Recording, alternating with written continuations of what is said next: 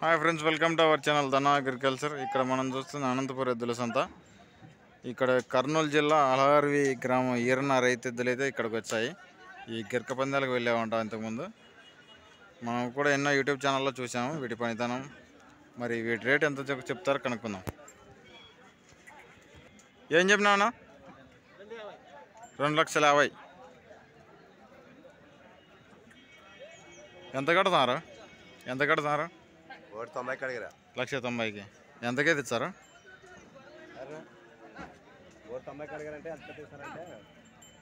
అన్న ఈయన కదా ఎద్దులు అలహారి ఏరేనా? 2 పైన. అన్న పందాలు పోలేదా ఇప్పుడు?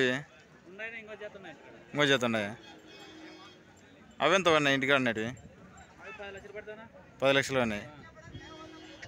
దీని చేతిలో అది ఇంకొకటి ఉండే కదా, దీని చేతిలో అది